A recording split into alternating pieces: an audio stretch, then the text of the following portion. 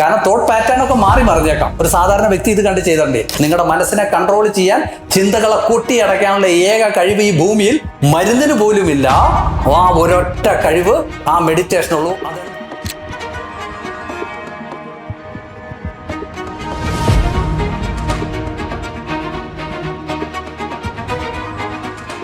Hello everyone, I am doctor Sajith Krishnan. ഇന്ന് മെഡിറ്റേഷൻ്റെ second part എല്ലാവരും ത്രസിച്ചിരിക്കുന്ന ഒരു സബ്ജക്റ്റാണ്. അതിൽ മാസ്റ്റർ ഒരുപാട് കാര്യങ്ങൾ വെളിപ്പെടുത്താമെന്ന് പറഞ്ഞിട്ടുണ്ട് സെക്കൻഡ് പാർട്ടിൽ. അതിൻ്റെ ഒരു മെയിനായിട്ടുള്ളൊരു രഹസ്യം, ഒരു പ്രപഞ്ച മഹാരഹസ്യം തന്നെ വെളിപ്പെടുത്താമെന്ന് പറഞ്ഞിട്ടുണ്ട്. അത് നമുക്ക് മാസ്റ്റർ വെളിപ്പെടുത്തി തരുമെന്ന് വിചാരിക്കുന്നു. നമസ്കാരം മാസ്റ്റർ. അത് ആ വെളിപ്പെടുത്തുന്ന വിദ്യ കൊണ്ട് നമുക്ക് സാധാരണക്കാർക്ക് അത് പ്രയോജനപ്പെടുത്താൻ സാധിക്കും. അതെന്താണ് ആ പ്രപഞ്ച മഹാരഹസ്യ വിദ്യ എന്ന് പറയുന്നത്? അപ്പോൾ കഴിഞ്ഞ വീഡിയോയിൽ നമ്മളൊരു പരമരഹസ്യം വെളിപ്പെടുത്തിയിട്ടില്ല. എന്തെന്ന് വെച്ചാൽ എൻ്റെ സബ്ജക്റ്റ് എല്ലാം എനർജിയുമായിട്ട് ബന്ധപ്പെട്ടാണ് ഞാൻ പറയുന്നത്. അപ്പോൾ ഒരു ഗുരുവില്ലാതെ ഒരിക്കലും പ്രാക്ടീസ് ചെയ്യാൻ പറ്റില്ല. ഒരു ഗുരു വളരെ ആവശ്യമാണ്. എക്സ്പെർട്ട് ആയിട്ടുള്ള എനർജിയെ കൈകാര്യം ചെയ്യുന്ന അനുഭവത്തിൻ്റെ പാതകളിൽ പോയ ഒരു ശക്തനായ ഗുരുവിൻ്റെ കീഴിലേത് അഭ്യസിക്കാൻ പാടുള്ളൂ. യൂട്യൂബ് കണ്ട് അല്ലെങ്കിൽ ഈ വീഡിയോ കണ്ട് ആരും പ്രാക്ടീസ് ചെയ്യരുത്. കാരണം തോട്ട് പാറ്റേൺ ഒക്കെ മാറി മറിഞ്ഞേക്കാം. ഒരു സാധാരണ വ്യക്തി ഇത് കണ്ട് ചെയ്തോണ്ടേ. പ്രത്യേകിച്ച് അറ്റ്യൂൺമെന്റ് എടുക്കേണ്ട ആവശ്യമുണ്ട്, ദീക്ഷ. കാരണം മാനസികമായി ശാരീരികമായിട്ടും എനർജി കൈകാര്യം ചെയ്യാൻ തയ്യാറാക്കും ഒരു വ്യക്തിയെ. മാനസികമായിട്ടും ശാരീരികമായിട്ടും ദീക്ഷ എന്ന ഒരു പ്രക്രിയയിലൂടെ, അല്ലെങ്കിൽ എനർജി അറ്റ്യൂൺമെന്റ് എന്ന് ഇംഗ്ലീഷിൽ പറയാം, അതിലൂടെ ഒരു വ്യക്തിയെ തയ്യാറാക്കി വേണം ഇത്രയും ഉന്നതമായ രീതിയിൽ കൈകാര്യം ചെയ്യാന്നുള്ളത്. അതവിടെ നിൽക്കട്ടെ. അപ്പോൾ ഗുരു വളരെ ആവശ്യമാണ്. ഗുരു ഇല്ലാതെ പ്രാക്ടീസ് ചെയ്യരുത്. മെഡിറ്റേഷൻ, ആയിരക്കണക്കിന് ലക്ഷക്കണക്കിന് മെഡിറ്റേഷൻ ഈ ലോകത്ത് നടക്കുന്നുണ്ട്. പലരും പഠിച്ചിട്ടുണ്ട്. പാശ്ചാത്യ രാജ്യങ്ങളിലും എല്ലാ സ്ഥലത്തും നടക്കുന്നുണ്ട്. നിങ്ങൾ അറിഞ്ഞിരിക്കേണ്ടത് മെഡിറ്റേഷൻ എന്നല്ല, ഒരു ടെക്നിക്ക് പഠിക്കണമെങ്കിൽ പോലും മനസ്സ് ശാന്തമാകാതെ സാധ്യമല്ല. മനസ്സ് ശാന്തമാകാതെ ഒന്നും തന്നെ സാധ്യമല്ല. മനസ്സിനെ ശാന്തമാക്കുന്നതും എല്ലാ രഹസ്യങ്ങളും നിറഞ്ഞ പ്രപഞ്ചത്തിന്റെ ഉൾക്കാമ്പിലേക്ക് നിങ്ങളെ കൊണ്ടുപോയി എത്തിക്കുന്ന പരമരഹസ്യം എന്ന് ഞാൻ വെളിപ്പെടുത്താണ്. ഗുരുവില്ലാതെ പ്രാക്ടീസ് ചെയ്യരുത്. കാരണം അതിനെ മനസ്സിനെ കൺട്രോൾ ചെയ്യാൻ ഏക പോംവഴി ഈ ഭൂമിയിലുള്ളൂ. നിങ്ങളുടെ മനസ്സിനെ കൺട്രോൾ ചെയ്യാൻ, ചിന്തകളെ കൊട്ടിയടയ്ക്കാനുള്ള ഏക കഴിവ് ഈ ഭൂമിയിൽ മരുന്നിന് പോലുമില്ല. ആ ഒരൊറ്റ കഴിവ് ആ മെഡിറ്റേഷനുള്ളൂ. അതെന്താണ്? പ്രാണവായു. അതിന്റെ വേട് തന്നെ നോക്കിയ പ്രാണൻ. അതായത് നിന്റെ ശ്വാസത്തിൽ പ്രാണൻ ഒളിഞ്ഞിരിക്കുന്നു. ആ ശ്വാസം 18 മണ്ഡലങ്ങളുടെ എനർജിയുടെ കവചമാണ്, അനന്തമാണ്. അതിന്റെ ഉള്ളിൽ പ്രാണവായു ഇരിക്കുന്നു. അതിന് ചലനമില്ല, ശ്വാസമാണ് ചലിച്ചുകൊണ്ടിരിക്കുന്നത്. അപ്പോൾ എല്ലാ രഹസ്യങ്ങളും, എല്ലാ സിദ്ധികളും, പ്രപഞ്ചത്തെ അറിയുക, എൻലൈറ്റൻഡ് ആവുക, സമ്പൂർണ്ണ ബോധോദയം സംഭവിക്കുക, ഭൗതിക ലോകത്ത് പ്രസന്റിൽ ജീവിക്കുക, സോളിഡ് ഈ നിമിഷത്തേക്ക് മൈൻഡ് ആവുക, ഇതൊക്കെ ഒളിഞ്ഞിരിക്കുന്ന ഒരേ ഒരു രഹസ്യം പ്രാണവായുവാണ്. അപ്പോൾ ഈ ഭൂമിയിൽ ആരാണ് നിന്റെ ഗുരു എന്ന് ചോദിച്ചാൽ രണ്ട് രീതിയിൽ പറയാം. ഒന്ന്, എൻ്റെ ഭൗതിക ഗുരു വഴി കാണിച്ചു തന്നത് ഇന്ന ഗുരു ആവുന്നു. എൻ്റെ യഥാർത്ഥ ഗുരു എൻ്റെ പ്രാണവായു ആവുന്നു. രണ്ടാമതൊരു ഗുരു എനിക്ക് ഭൂമിയിലില്ല എന്ന് പറയേണ്ടി വരും. കാരണം അവിടെ ധ്യാനത്തിന് വിധേയമാക്കേണ്ടത്, മെഡിറ്റേഷന് വിധേയമാക്കേണ്ടത് പ്രാണവായുവിനെയാണ്. അവിടെ ഗുരുവിനെ പോലും സങ്കല്പിക്കാൻ പാടില്ല. ഒരു തരത്തിലുമുള്ള നാമജപങ്ങളോ രൂപങ്ങളോ ഭാവങ്ങളോ മന്ത്രധ്വനികളോ ഒരു മതത്തിന്റെ വിശ്വാസങ്ങളോ ഒന്നും കയറി വരാതെ ജസ്റ്റ് പ്രാണവായുവിനെ ജഡ്ജ്മെന്റ് കൂടാതെ നിരീക്ഷണത്തിന് വിധേയമാക്കുക, മെഡിറ്റേഷന് വിധേയമാക്കുക, ധ്യാനത്തിന് വിധേയമാക്കുക. പക്ഷേ നിങ്ങൾ നേരിട്ട് പ്രാണവായുവിനെ മെഡിറ്റേഷൻ ചെന്നാൽ അത് പിടിതരില്ല. കാരണം അത് ചലിച്ചുകൊണ്ടിരിക്കുകയാണ്, ശ്വാസം ചലിച്ചുകൊണ്ടിരിക്കുകയാണ്. ശ്വാസത്തെ നിങ്ങൾ പിടിക്കാൻ നോക്കുമ്പോൾ ശ്വാസം കിടന്ന് കറങ്ങിക്കൊണ്ടിരിക്കുകയാണ്. നിങ്ങളും അതിൻ്റെ കൂടെ കിടന്ന് കറങ്ങും. നിങ്ങളുടെ ബോധവും ശ്വാസത്തിന്റെ കൂടെ കിടന്ന് കറങ്ങുമ്പോൾ എന്ത് സംഭവിക്കും? ചലനം വരുമ്പോൾ ചിന്തകൾ സൃഷ്ടിക്കപ്പെടും. മനസ്സ് ചിന്തകളുടെ ഒരു ഫാക്ടറിയായി മാറും.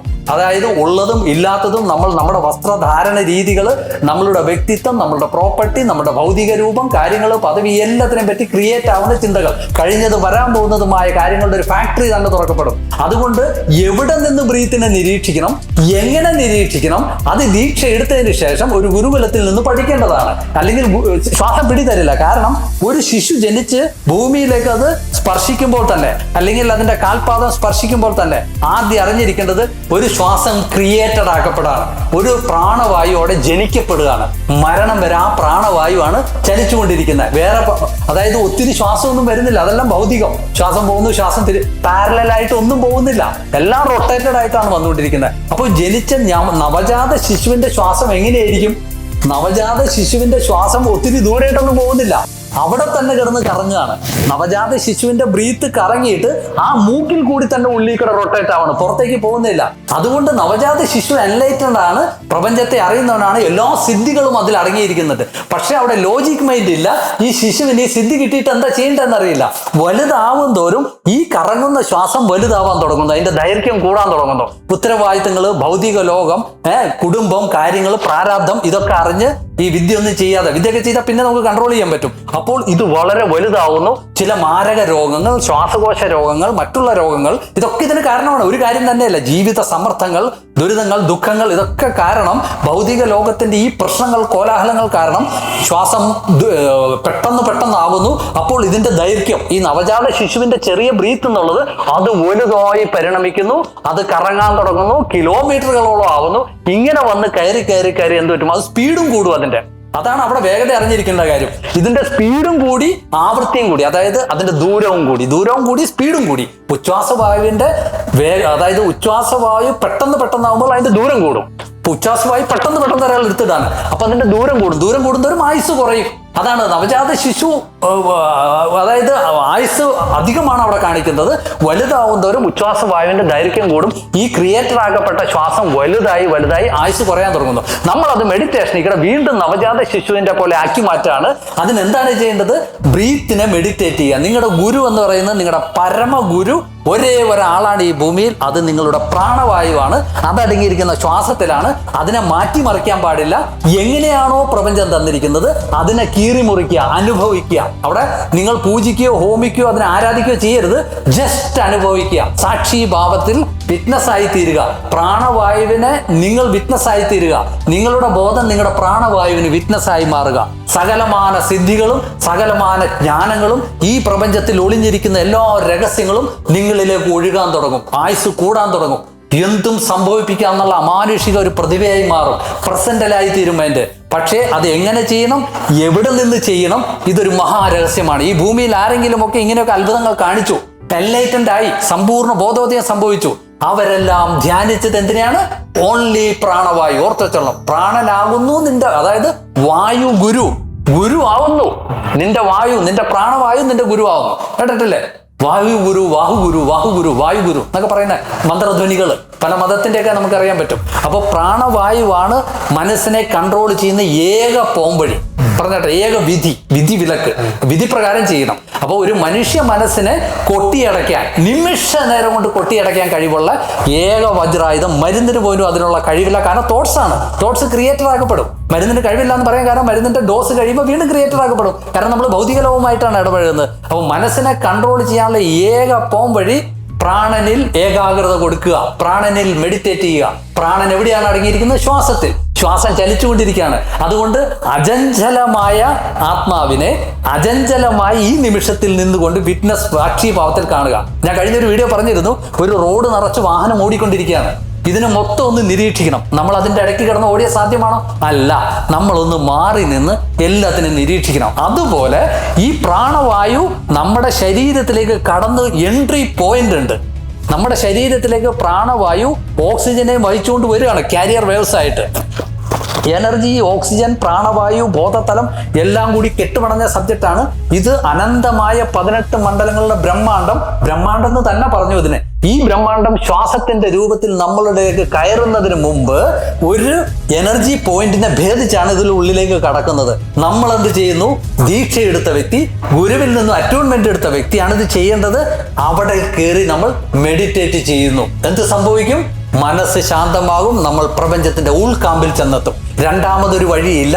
ഇനി ഏതെങ്കിലും വഴി നമ്മൾ തപ്പിയോ? ഇപ്പൊ നമ്മൾക്കറിയാം, റൂട്ട് ചക്ര മെഡിറ്റേഷൻ, അനാഹത മെഡിറ്റേഷൻ, ടിൻഹർട്ട് മെഡിറ്റേഷൻ, സൗരനാഡി ചക്ര ധ്യാനമുറകൾ, തേടൈ മെഡിറ്റേഷൻ, വിപാസന, അല്ലേ? ഇഷ്ടംപോലെ മെഡിറ്റേഷനുകളാണ്.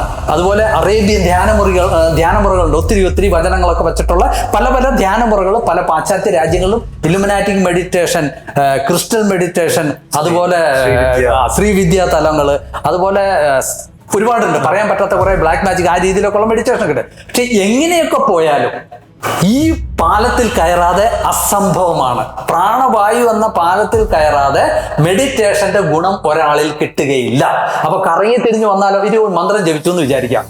ഏതെങ്കിലും ഒരു വേർഡ് എടുത്തു, ജപിച്ച് കോടാനുകൂടി ജപിച്ച് അജപജപം, അതായത് ജപിക്കാതെയുള്ള പറച്ചിലിനാണ് അജപജപം, ജപിക്കാതെയുള്ള ജപം, പറയാതെയുള്ള പറച്ചിൽ. അത് തോട്ട് വേവ്സ് ആയിട്ട് ക്രിയേറ്റ് ആയി ന്യൂറോ പാത്വേ ആയി ആ പറഞ്ഞിരിക്കുന്ന ലവ്സുകൾ, ആ പറഞ്ഞിരിക്കുന്ന വാക്കുകൾ വീണ്ടും ഇങ്ങനെ കറങ്ങി എന്തിൽ വന്നു ചേരുന്നു? പ്രാണവായുവിൽ. ഇത് നഷ്ടപ്പെടും, പ്രാണവായുവിലേക്കാണ് വരുന്നത്. നിങ്ങൾ ഒരു വസ്തുവിലേക്ക് ഉറ്റുനോക്കിയിരുന്നു, നോക്കി മണിക്കൂറുകൾ കഴിയുമ്പോൾ എന്തിലേക്ക് കടന്നു? പ്രാണവായുവിലേക്ക്. അപ്പൊ എങ്ങനെയൊക്കെ പോയാലും ഏതൊക്കെ രീതി നിങ്ങൾ അവലംബിച്ചാലും കടന്നു വന്ന പാലം പ്രാണവായുവാണ്. പ്രാണവായുവിൽ നിന്നും പെട്ടെന്ന് വഴുതി വീഴും ഒരു വ്യക്തി. കാരണം അത്രയ്ക്ക് സബ്റ്റിലായിട്ട് ഒഴുകിക്കൊണ്ടിരിക്കുന്ന ഒരു സംഭവമാണ് പ്രാണവായു. ശ്വാസം എല്ലാം അതിന് പിടിതരില്ല. നിങ്ങൾ ഒരു സെക്കൻഡ് പോലും പ്രാണവായുവിൽ മെഡിറ്റേറ്റ് ചെയ്യാൻ പറ്റില്ല. 5 മിനിറ്റ് ഗുണാതീതമായി പ്രാണവായുവിനെ ആര് മെഡിറ്റേറ്റ് ചെയ്തോ ഈസ് എൻലൈറ്റൻ, അവൻ സമ്പൂർണ്ണ ബോധോദയം സംഭവിച്ചവനാണ്.